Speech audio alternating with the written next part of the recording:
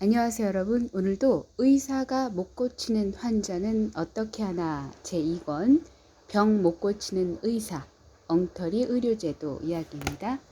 뒤이어서 오늘은 요즘 당연히 받아야 되는 것처럼 되어 있는 건강검진에 대하여도 저자는 의미 없는 행사라고 하며 대단히 냉소적이다. 환자에게 이익보다 불이익이 되는 경우가 많은 것이 임상검사다. 임상검사실의 부정확한 자료들은 이제 스캔들로 불러야 할 지경이다. 한 여성이 이런 편지를 보내왔다.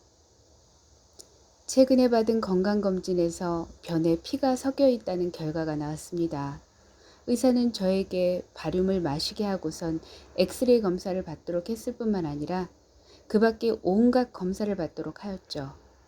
결과는 이상 없음이었습니다. 저는 숱한 검사로 상당한 고통을 맛보았습니다만 의사는 만족하지 못한 모양인지 저에게 검사를 좀 더 받아볼 것을 권했습니다. 반년 후 저는 몸이 너무나도 허약해지고 말았습니다. 결국 의사의 최종적인 진단은 위산가다였습니다. 위산과다. 의사들의 욕심, 비양심, 부도덕성, 무책임, 완고하고 폐쇄적인 어리석음, 제도의 덫에 갇혀 어찌하지 못한 외사한 모습 등에 대하여도 통렬한 비판을 아끼지 않는다. 무책임과 비양심에 대해서는 나도 의료사건의 재판을 통하여 평소 절감하는 바이다. 명백히 부주의에 의한 잘못을 저질러 놓고도 부인하는 것. 법적 문제가 발생하면 진로 기록을 조작하고 변조하는 것 등을 재판 과정에서 너무 자주 보기 때문이다. 의사의 사리사욕에 대해서 환자는 경계를 게을리해서는 안 된다. 의사란 인체의 자연스러운 생리적 변화의 치료라는 명목으로 개입하여 그 개입의 결과로 보수를 받고 세간의 평가를 얻는 존재이다. 환자를 그저 관찰만 하거나 굳이 치료하지 않아도 자연스럽게 낫는다고 돌려보내거나 다른 의사에게 가보라고 권유해서는 의사로서의 성공을 기대할 수 없다. 따라서 의사들은 어떠한 치료 처치든 일단 실시하는 것이다. 또한 그렇게 하도록 교육받고 있다. 의사는 잘 알지도 못하는 사람들의 말은 믿지 말라고 말한다. 하지만 그것은 잘못된 것이다. 의사는 자신의 권위를 지키려고 그렇게 말하는 것뿐이다. 병이라고 여겨지면 바로 친구나 친척, 주변에 신뢰할 수 있는 사람들과 신중히 대화를 나누는 것이 중요하다. 그렇게 하면 의사가 없어도 건강하게 지낼 수 있다는 것을 알게 될 것이다.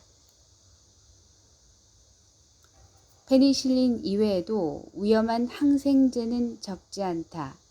미국 식품의약청은 테트라사이클린의 과잉 투여를 염려하여 의사에게 주는 설명서에 그 약에 대한 다음과 같은 경고를 필히 명기하도록 제약회사에 요청했다. 그러나 그 경고가 의사들에게 정말로 효과가 있을지는 의문이다. 의사들이 설명서에 눈길을 주는 일이 좀처럼 없는 데다 설사 읽는다 하더라도 마음에 두지 않기 때문이다. 마음이 내키면 경고에도 불구하고 사용하고 싶은 약을 투여한다. 그것이 의사들의 안 좋은 습관이다. 따라서 그 설명서처럼 사용 대상을 중증의 환자에 한한다는 구체적인 규정을 명기한다 하더라도 의사들의 과잉 투약 습성을 고치는 것은 여전히 어려운 일이다.